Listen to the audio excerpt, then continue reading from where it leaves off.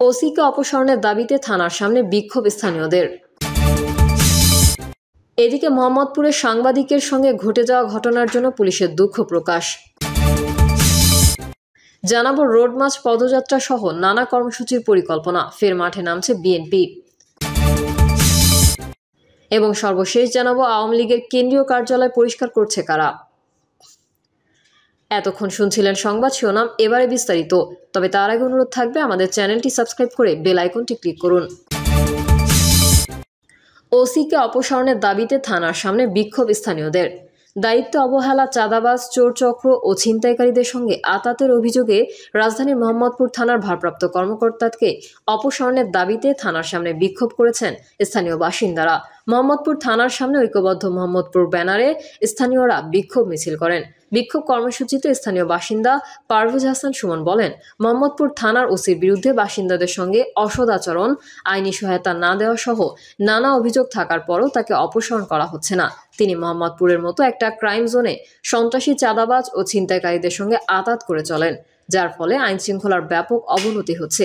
এত অভিযোগ, এত অসদাচরণের পরেও তাকে পুলিশ হেডকোয়ার্টার অপসারণ না করায় আমরা ভীত সন্ত্রস্ত। আমরা যারা ওসির সব সদাচরণের বিরুদ্ধে দাঁড়িয়েছি, তখনই আমাদের কারো না কারো বিরুদ্ধে ওসি ব্যবস্থা নিতে চেয়েছিলেন। তার বিরুদ্ধে অভিযোগের পর সেটার কি তদন্ত হয় তা একমাত্র পুলিশ প্রশাসনই জানে।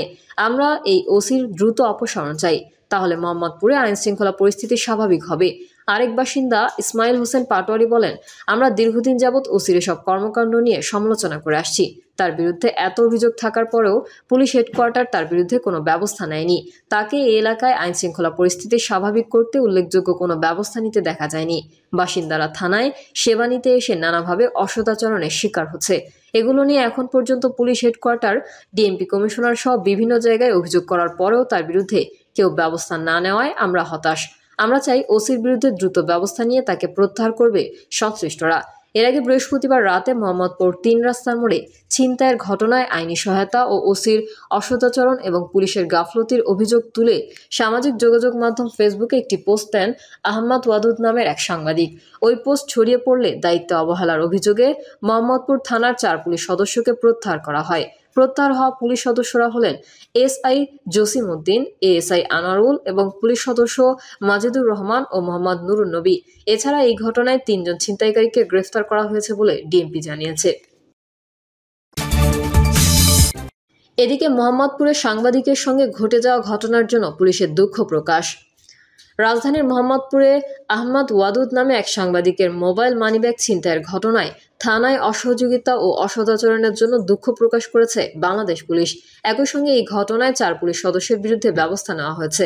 বাংলাদেশ পুলিশের অফিসিয়াল ফেসবুক পেজে দেওয়া এক পোস্টে বলা হয়, আহমদ ওয়াদুদের ফেসবুক স্ট্যাটাস, মোহাম্মদপুর থানা পুলিশের সঙ্গে ১ ঘন্টা আমাদের দৃষ্টিগোচর হয়েছে। ভিকটিমের ফেসবুক স্ট্যাটাসে বর্ণিত অভিযোগ আমলে নিয়ে সংশ্লিষ্ট ৪ জন পুলিশ সদস্যকে ইতোমধ্যে দায়িত্ব থেকে সরিয়ে উপ পুলিশ কমিশনারের অফিসে সংযুক্ত করা হয়েছে। পুলিশ সদস্যের অসদাচরণের জন্য বাংলাদেশ পুলিশ আন্তরিকভাবে দুঃখ প্রকাশ করছে। ছিনতাই হওয়া মোবাইল ফোনটি উদ্ধার হয়েছে এবং ৩ জন আসামিকে গ্রেফতার করা হয়েছে।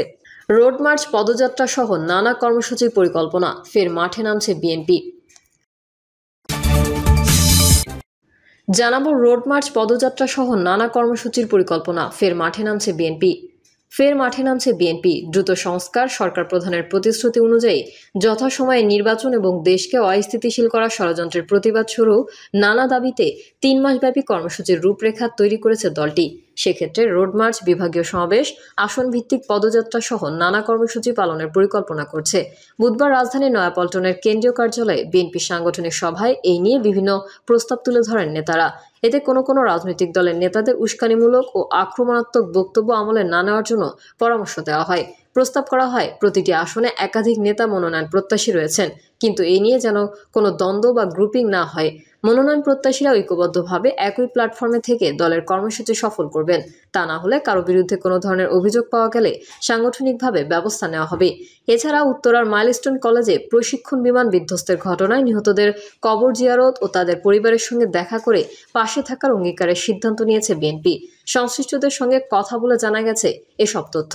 ওই সভায় বিভাগীয় সাংগঠনিক ও সহসাংগঠনিক সম্পাদকরা উপস্থিত ছিলেন। এতে ভার্চুয়ালি যুক্ত ছিলেন দলটির ভারপ্রাপ্ত চেয়ারম্যান তারেক রহমান। নাম প্রকাশে অনিচ্ছুক দলটির একাধিক সাংগঠনিক সম্পাদক যুগান্তরকে বলেন, অন্তর্বর্তীকালীন সরকারকে ব্যর্থ হতে দিতে চায় না বিএনপি। এজন্যই সরকারকে সব ধরনের সহযোগিতা করে আসছে, সামনেও করবে। কিন্তু দেশের আইন শৃঙ্খলা পরিস্থিতি উদ্বেগজনকভাবে অবনতি হচ্ছে। এই সুযোগে কেউ কেউ দেশের পরিস্থিতিকে অস্থিতিশীল করার পায়তারা করছে। সেক্ষেত্রে সরকারের কোনো কার্যকর ভূমিকাও দেখা যাচ্ছে না। বিএনপি একটি দায়িত্বশীল দল হিসেবে তা দিতে হতে পারে না। এজন্য ৩ মাসব্যাপী কর্মসূচি নিয়ে মাঠে নামার পরিকল্পনা করা হচ্ছে। তিনি আরো বলেন, বড় দল হিসেবে একটি আসনে একাধিক মনোনয়ন প্রত্যাশী নেতা রয়েছেন। কিছু কিছু এলাকায় এই নিয়ে নিজেদের মধ্যে দ্বন্দ্ব আছে। এ বিষয়ে দলের পক্ষ থেকে শক্ত পদক্ষেপ নেওয়ার প্রস্তাব করা হয়। এতে বলা হয়, আসন ভিত্তিক পদযাত্রা কর্মসূচি সহ সামনের দিনে যেসব কর্মসূচি নেওয়া হবে তা সবাই ঐক্যবদ্ধভাবে সফল করবে। সেক্ষেত্রে দলে কোনো গ্রুপিং নেই, এই প্রত্যয়ে একসঙ্গে কাজ করবে। প্রস্তাবগুলো নিয়ে ২-১ দিনের মধ্যে আবারও সাংগঠনিক দায়িত্বপ্রাপ্ত নেতাদের বৈঠক করার কথা রয়েছে। সেই বৈঠকে কর্মসূচিকে সুনির্দিষ্ট করে ভারপ্রাপ্ত চেয়ারম্যানকে দেওয়া হবে। পরে তা দলের সর্বোচ্চ নীতি নির্ধারণী ফোরাম জাতীয় স্থায়ী কমিটির সভায় আলোচনার মাধ্যমে চূড়ান্ত করার কথা রয়েছে। জানতে চাইলে ঢাকা বিভাগীয় সাংগঠনিক সম্পাদক কাজী সায়াদুল আলম বাবুল যুগান্তরকে বলেন, হঠাৎ করে ষড়যন্ত্রকারীরা দেশে অস্থিতিশীল পরিস্থিতি তৈরির চেষ্টা করছে। এ ব্যাপারে দলের মাঠ পর্যায়ে দিক নির্দেশনা দেওয়া হবে। সাংগঠনিক কর্মকাণ্ড যেন আরও জোরদার করা হয়। যেসব জেলা উপজেলায় নতুন কমিটি করার উদ্যোগ নেওয়া হয়েছে তা যেন দ্রুত সময়ের মধ্যে শেষ করতে পারি। দ্রুত সময়ে এই কাজটি শেষ করার জন্য আরও নির্দেশনা দেওয়া হবে। তিনি বলেন, কোনো ধরনের সংঘাতের রাজনীতি চায় না বিএনপি, কিন্তু পরিকল্পিতভাবে যারা এই ধরনের কর্মকাণ্ড করতে চায় তাদের বিষয়ে সব পর্যায়ের নেতাকর্মী ও সমর্থক যথেষ্ট সজাগ। ভোটের দাবিতে আমরা দীর্ঘ ১৬ বছর রাজপথে আন্দোলন করে আসছি, এখনও আন্দোলনে আছি। এর পরিপূর্ণ বাস্তবায়ন না হওয়া পর্যন্ত রাজপথে থাকব। দল ও সংগঠন শান্তিপূর্ণ ও সুশৃঙ্খলভাবে সবকিছু মোকাবেলা করার জন্য প্রস্তুত রয়েছে। দেশ ও দেশের মানুষের স্বার্থে বিএনপি যা যা করার দরকার তাই করবে। সূত্রমতে, সাংগঠনিক সভায় আগামী দিনে করণীয় এবং কিভাবে আগামী ৩ মাস মাঠে কর্মকাণ্ড রাখা যায় তা নিয়ে নেতারা মতামত দেন। বেশিরভাগ নেতাই মত দেন পদযাত্রা, রোডমার্চ, বিভাগীয় সমাবেশ করার জন্য। ইউনিয়ন, উপজেলা ও জেলা পর্যায়েও সমাবেশ করার জন্য কেউ কেউ বলেছেন। নেতাদের মতে, এসব কর্মসূচির লক্ষ্য হবে জনগণকে নির্বাচনমুখী করা, জনগণকে সম্পৃক্ত করে কেন নির্বাচন দরকার সে বিষয়ে বোঝানো। তবে নতুন সদস্য সংগ্রহ ও নবায়নের কর্মসূচিকেও ব্যাপকভাবে মাঠ পর্যায়ে নিয়ে যাওয়ার বিষয়েও মত দেন কয়েকজন। এছাড়া ৩১ দফা সংস্কারের প্রস্তাব জনগণের মাঝে আরও ব্যাপকভাবে তুলে ধরার বিষয়েও সভায় নেতাদের বক্তব্যে উঠে আসে। সভায় নেতারা বলেন, বিএনপির মূল টার্গেট হচ্ছে যথাসময়ে জাতীয় নির্বাচন এবং সেজন্য দ্রুত তফসিল। লন্ডন বৈঠকে অন্তর্বর্তী সরকার প্রধানের প্রতিশ্রুতি বাস্তবায়ন চায় বিএনপি। মাইলস্টোনে বিমান দুর্ঘটনায় নিহতদের পরিবারের পাশে বিএনপি। এদিকে উত্তরার মাইলস্টোন স্কুলে প্রশিক্ষণ বিমান বিধ্বস্তের ঘটনায় নিহতদের কবর জিয়ারত ও তাদের পরিবারের পাশে দাঁড়ানোর সিদ্ধান্ত নিয়েছে বিএনপি। দলটির ভারপ্রাপ্ত চেয়ারম্যান তারেক রহমানের নির্দেশে ইতোমধ্যে সিনিয়র নেতারা নিহতদের কবর জিয়ারত ও তাদের পরিবারের সঙ্গে সাক্ষাৎ শুরু করেছেন। এ সময় নিহতদের পরিবারকে সহমর্মিতা জানানোর পাশাপাশি তাদের পাশে থাকার প্রতিশ্রুতির কথা জানাবেন নেতারা। আওয়ামী লীগের কেন্দ্রীয় কার্যালয় পরিষ্কার করছে কারা? রাজধানীর গুলিস্তানে অবস্থিত আওয়ামী লীগের কেন্দ্রীয় কার্যালয়টি বর্তমানে পরিত্যক্ত ভবনে পরিণত হয়েছে। গত বছরের ৫ই আগস্ট আওয়ামী লীগ সরকারের পতনের পর ভবনটি ব্যাপক ভাঙচুর ও লুটপাটের পর সেটি একরকম ভাসমান মানুষের আবাসে পরিণত হয়েছিল। ঘটনার প্রায় ১ বছরের মাথায় এসে সেটি পরিষ্কার পরিচ্ছন্ন করার কাজ শুরু হয়েছে। কিন্তু এই উদ্যোগকার কেউই নিশ্চিতভাবে জানাতে পারছেন না। শুক্রবার দেখা যায় ভবনের সামনে ঝুলছে আন্তর্জাতিক ফ্যাসিজম ও গণহত্যা গবেষণা ইনস্টিটিউট নামের একটি ব্যানার। ভেতরে চলছে পরিষ্কার পরিচ্ছন্নতার কাজ। একটি দল নিচতলায় জমে থাকা নোংরা পানি সরাচ্ছে আর ভবনের ভেতরে কয়েকজন শ্রমিক কাজ করছে। গতকাল বৃহস্পতিবারও তাদেরকে ভবনটি পরিষ্কার করতে দেখা গেছে। ভবনের ভেতর ঘুরে দেখা যায় দরজা, জানালার গ্রিল, সুইচবোর্ড, বিদ্যুৎ লাইন, লিফট, এমনকি ফ্লোরের টাইল সব খুলে নিয়ে গেছে কেউ না কেউ। শুধু দেয়ালগুলো অবশিষ্ট রয়েছে।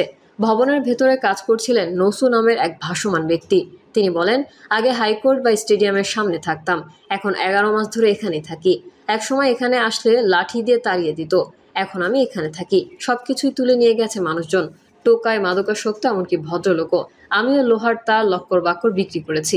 তিনি জানান, এখন পরিচ্ছন্নতার কাজও তারাই করছেন। আমার ছেলেও কাজ করছে। আমরা ১২ জন এখানে দৈনিক মজুরিতে কাজ করি। বুধবার থেকে কাজ শুরু হয়েছে। কে কাজ করাচ্ছে জানতে চাইলে তিনি বলেন, ছাত্ররা করাচ্ছে। এ সময় পাশে থাকা চান মিয়া বলেন, এখন ভবনটিতে আর কিছুই নেই, এমনকি লিফটও খুলে ট্রাকে করে নিয়ে গেছে। ধীরে ধীরে সবকিছু খোলা হয়েছে। উল্লেখ্য 2018 সালের 23শে জুন শেখ হাসিনা এই 10তলা ভবনটি উদ্বোধন করেছিলেন। প্রায় 10 কোটি টাকা ব্যয়ে নির্মিত আওয়ামী লীগের এই কেন্দ্রীয় কার্যালয়টি 2024 সালের 5 আগস্ট জুলাই অভ্যুত্থানের সময় ভাঙচুর ও আগুনের শিকার হয়। তারপর থেকেই ভবনটি পড়ে আছে পরিত্যক্ত অবস্থায়। প্রিয় দর্শক, এই ছিল এখনকার সর্বশেষ সংবাদ। আপডেট সংবাদ পেতে চ্যানেলটি সাবস্ক্রাইব করে বেল আইকনটি ক্লিক করুন। কমেন্টে আপনার মতামত জানিয়ে আমাদের সাথেই থাকুন। ধন্যবাদ সবাইকে। আল্লাহ হাফেজ।